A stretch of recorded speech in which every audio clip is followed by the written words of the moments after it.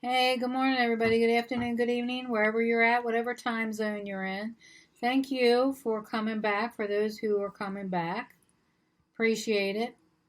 So, on this video, it's going to be some information and just talking about, it might be mindset. It might be a mindset video because we're going to talk about buy now, pay later, and we're also going to give you some information that's come along regarding holiday packages. The cost is going to go up, of course, right? Everything else is going up, right? So just some tips on that, and then we're going to do some mindset stuff to get your emotions in check so you don't overspend this holiday season.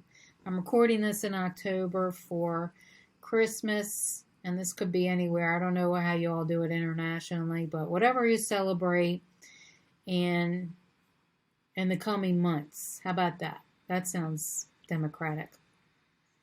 All right, so just to let you know that the U.S.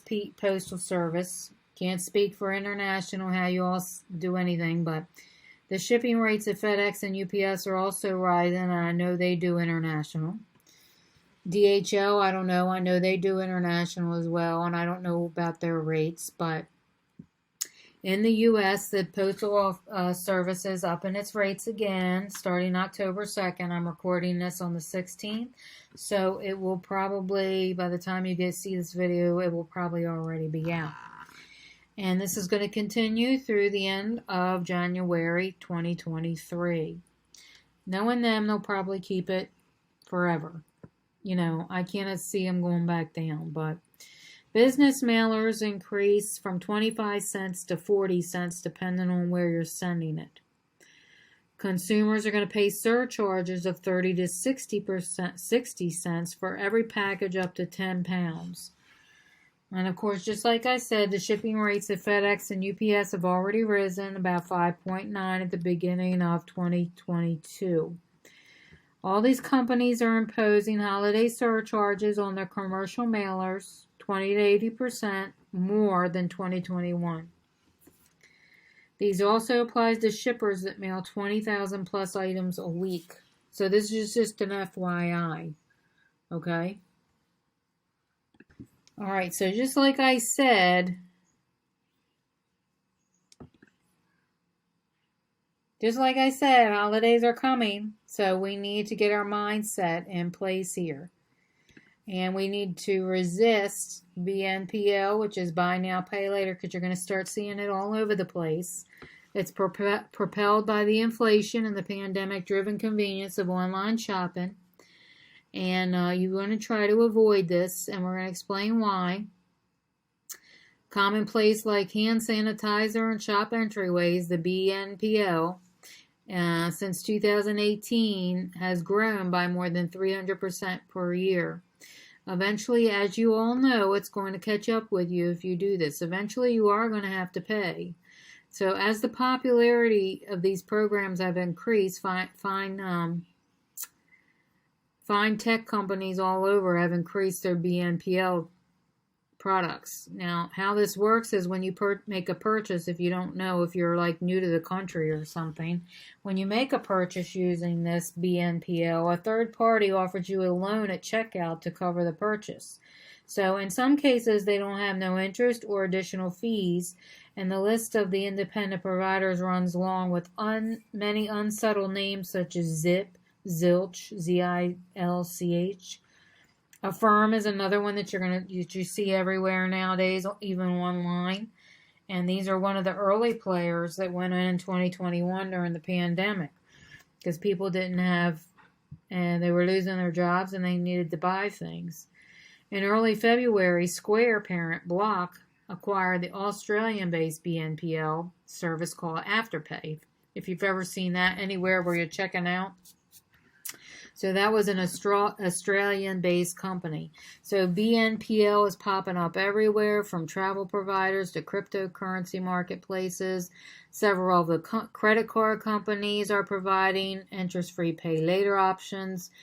And most of these plans split the cost of the purchase into 4 payments. I know that Affirm does this quite often. I see it almost every time I buy something online now. Companies send your purchase after the first payment, and there is 0% interest as long as the life of the loan. As long as you make payments on time. However, if you miss a payment, interest can increase to as much as 30%. Although they may not disclose this when you sign up, they also can charge you a late payment fee. So some of these report them to the credit bureaus, and this could affect your credit score.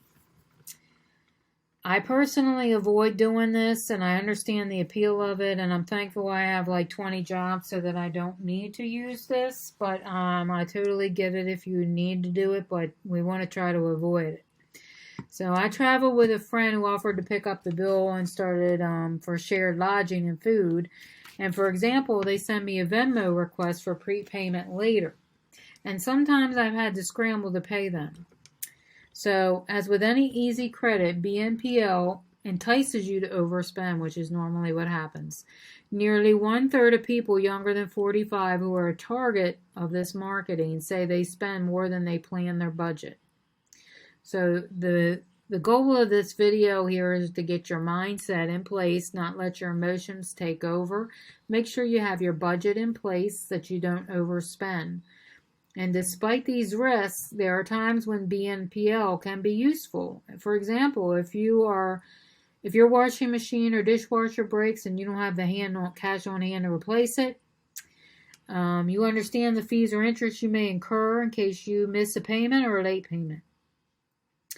Now, what I preach on this and teach on this channel is to make sure you have an emergency fund. If you have an emergency fund of like a couple grand, and your washing machine or dishwasher breaks, you should be okay to cover the whole thing or most of it until you can get that thing or your emergency fund replaced. So the BNPL is a sort of novel product that doesn't have the regulatory protections around it. Okay, so just keep that in mind. They don't have protection around it, so these companies can pretty much do whatever they want, because if they want to start charging you extra fees for being late, for whatever, there is no current protection for that. It is not ideal for multiple small purchases because the payments are hard to track. And first of all, the problem is that this BNPL is going to likely stay here for a while. I'm not sure all the services will endure the test of time, but these payment methods could be useful in certain instances, just like I described. But what you want to do is try and get an emergency fund in place so you don't need these things. Okay, so you can do auto pay or instead of doing BNPL. Okay, so I tried to speak quickly so that these videos are not too long and I don't lose everybody. So I appreciate everybody that stayed till the end. Thank you so much.